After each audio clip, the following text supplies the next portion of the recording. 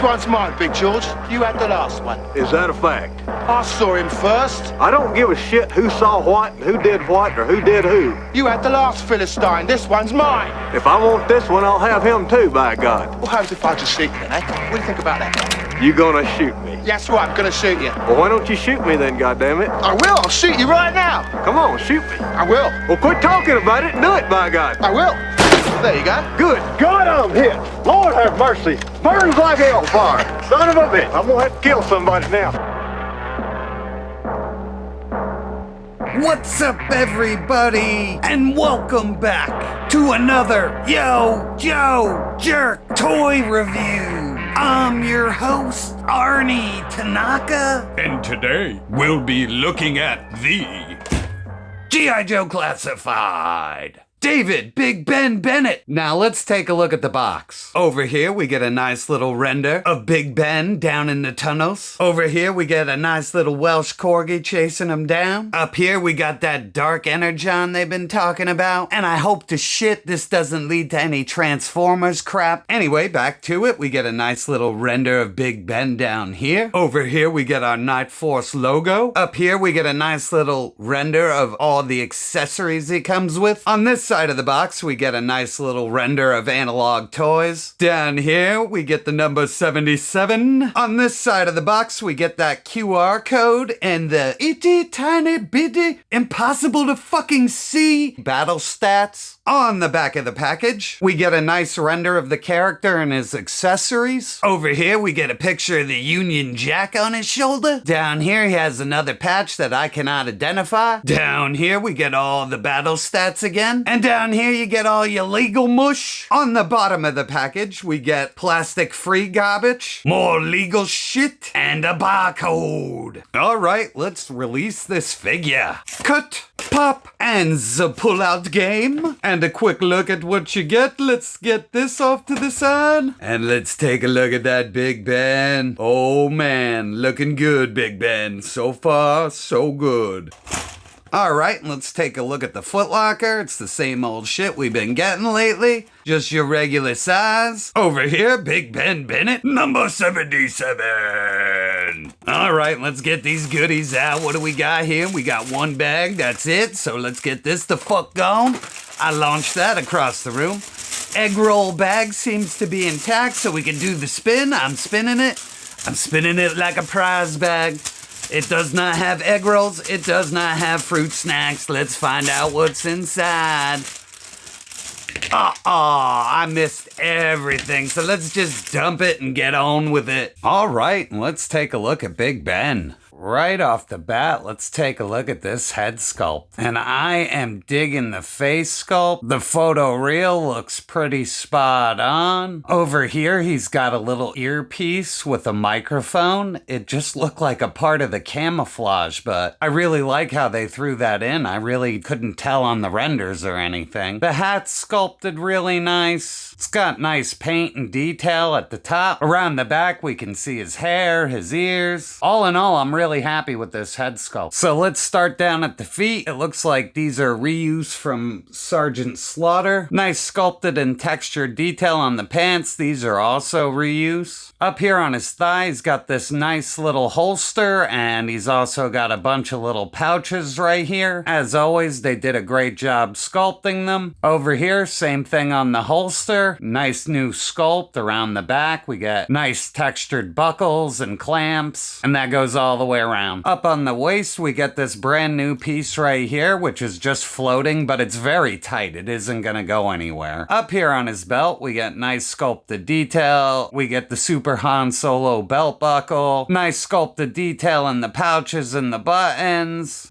Around the side, we get a nice pouch. Over here is a storage loop, another pouch. We have clip storage in the back, another pouch on the side. Up on the chest, we get the double bullet belts, and that's floating. These move up and down. Now, if we get close into the torso, he's just got a cut right there. There's no overlay for the chest underneath. Over here we have his suspenders, and they're sculpted in and painted. We get a little closer, you can see the sculpted detail. Same on this side as well. Up at his neck, his jacket is open. You can see that they painted the zipper. Mine's just the hair off. At the shoulder, it looks like we have this new kind of joint in here. So if you can see it, how it moves around, but it stays with the arm. His arm's actually got a lot of range. So I like this new joint a lot. It moves up and down really well and side to side really well and still conceals the joint really well. Arms look like they're reuse. He's got this neat little patch over here. Also over here, he's got a Joe Pro. On the left arm, he's got the Union Jack. At the neck, he's got a dumbbell joint with a lot of range. On the back of the figure, there's not much going on. The straps don't have any kind of texture. They're very plain, but they do have two sculpted lines on the side. There are no QC issues as far as I could see. Everything works well. He moves really well. There's no shitty joints. Next up, we're gonna take a look at his accessories.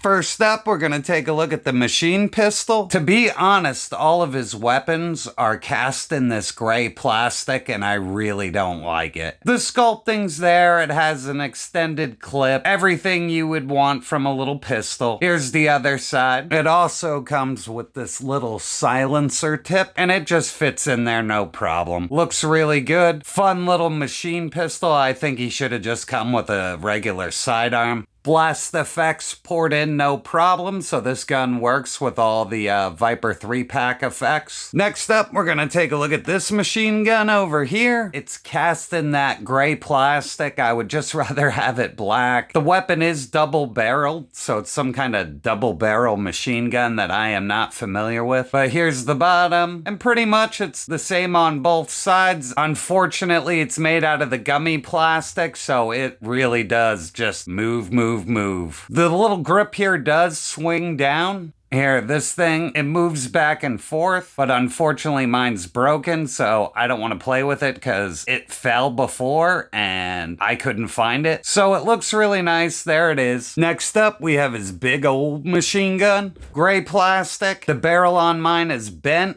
And to answer anybody's questions, thankfully it does have a built-in bipod, and there it is. So at least he looks classic with this thing because it has the bipod. And it comes with a big old ammo drum or magazine. It's got a little paint for the bullets. It's got this little indentation down here to clip it in. So you just take the gun that has the little hole in the side, you just line that and it clips in, and there you go. Fully loaded giant machine gun. And here is the machine gun with blast effects in, and it ports in good. It doesn't fall out, so all good on this. Mid-level machine gun also has a clip. Here is that mid-level machine gun. The clip goes in right there, and there is the gun completed. Sorry. Also, the blast effects do fit into the ports in the mid-level machine gun. And last up, the gas mask head sculpt. And this looks fantastic. It has very minimal paint, but it doesn't need much more than what we got. It's one static piece. So the neck is built in. I don't know why they left exposed flesh when you're supposed to be wearing a gas mask. The hood is textured and the mask just looks great. This is glued in, so don't try taking it out. And we're gonna try this head sculpt on next. So let's just grab our Big Ben, and basically you just kind of want to work his head forward and it just pops out very easily. You got this big empty socket right there. We're just gonna grab that gas mask head, pop that sucker right in there. You gotta give it a little force, but it went in there really well. And this looks really awesome. Let me tilt the head back a little bit. I wish the neck was two pieces, but this is really cool because the head kind of does sit forward a little bit with the mask on, but from far away, you can't even tell. It looks so good. I'll give you another close-up of the bug eyes. And like I said, I think they knocked this out of the park with the gas mask, because now you have a troop builder. This is just just really cool. We're gonna load this guy up with accessories and see how he looks as we go. Here he is with the machine pistol. It looks good. It's just that gray plastic, man. I just don't like it. I am probably gonna get rid of all these weapons just because they're gray, or I'm gonna repaint them or something, because that's gonna drive me nuts. It's like that beachhead with all the green weapons. It's like, why'd you do it? Why did you have to go there with it? But I guess in the grand scheme of things, I'd rather have gray weapons than just green weapons. The pistol does port in really well to the holster.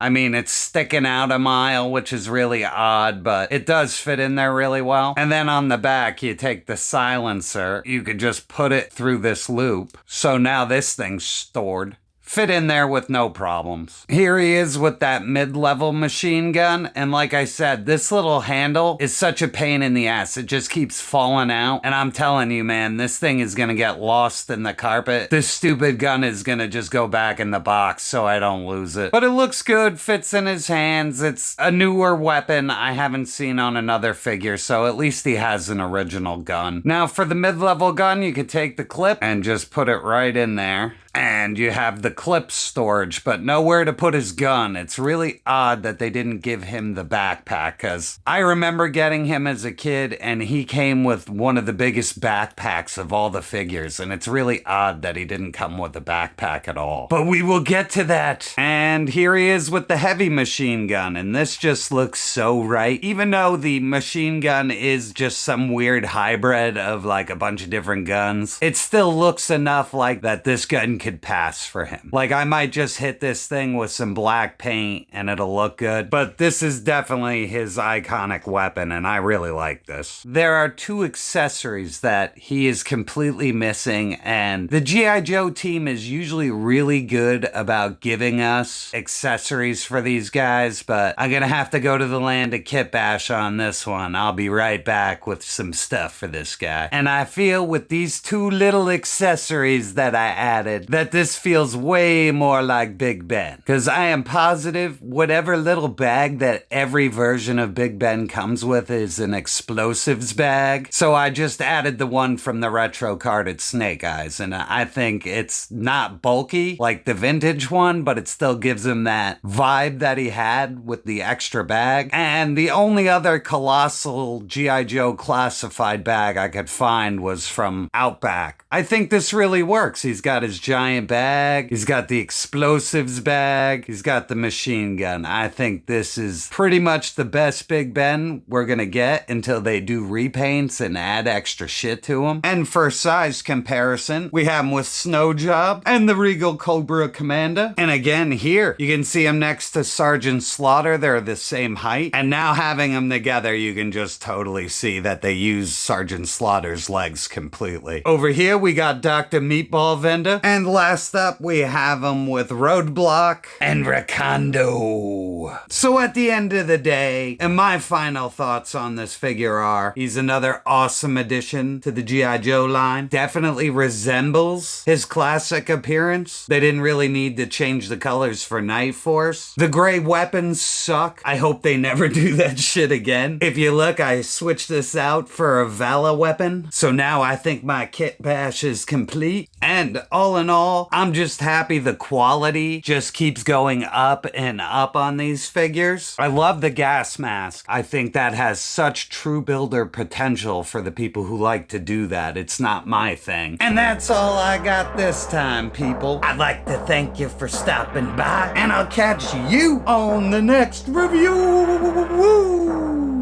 Don't forget to like, share, and subscribe.